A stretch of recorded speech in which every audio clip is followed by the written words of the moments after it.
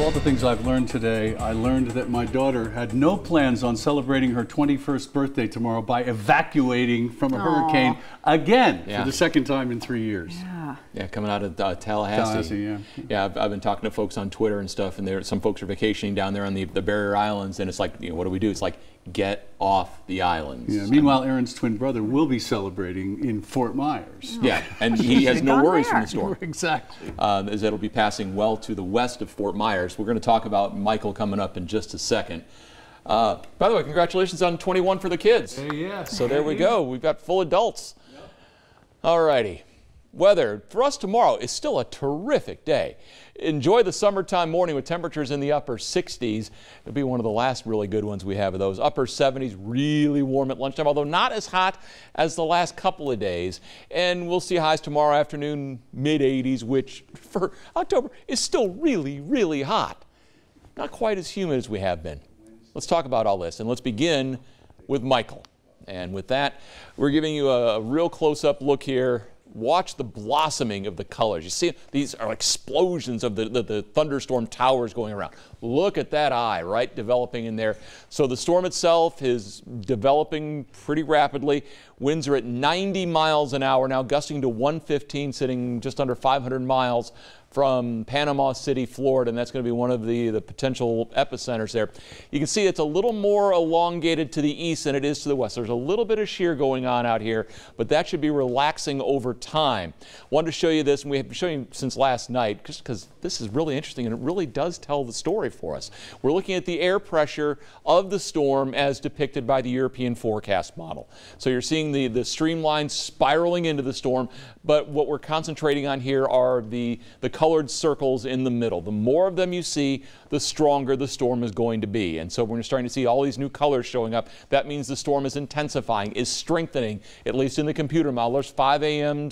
Wednesday morning, and that storm is trying to make its way now toward the Florida Panhandle. Begins to make more of a right-hand turn. You see that orange showing up in there.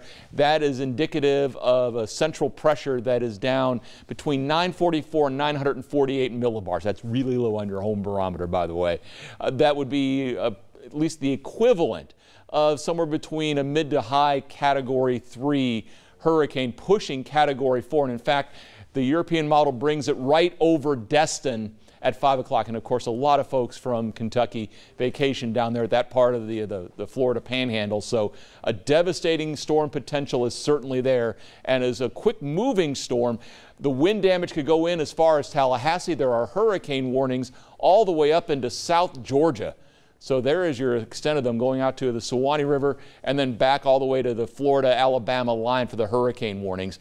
There's a whole lot of warm water in front of this. All that is hurricane food all the way up. So the only thing that can limit this storm at this point is some strengthening shear, and we don't see that happening. And already as a Category 1 storm, wave heights near the center are at 25 feet. Storm surge amounts could be pushing a foot or more.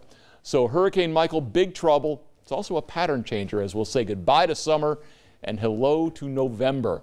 You're talking temperatures now running low and mid 70s, 75 at the Bluegrass Airport. 8/100ths of an inch of rain fell today.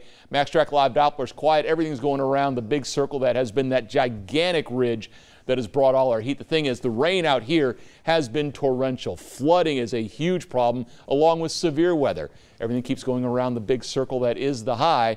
Well, the high is also going to be directing Michael up toward the Gulf Coast as that front begins to collapse, and it sets up a corridor where that storm comes in toward the Florida Panhandle and then begins to make a right-hand turn. The potential, some of that moisture could make it, especially into eastern Kentucky, certainly does exist Thursday on into Friday.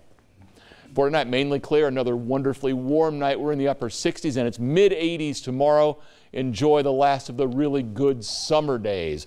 Rain will be arriving on Wednesday. Looks like it actually will be ending on Thursday, but look at the temperature drop down to 60 by Friday.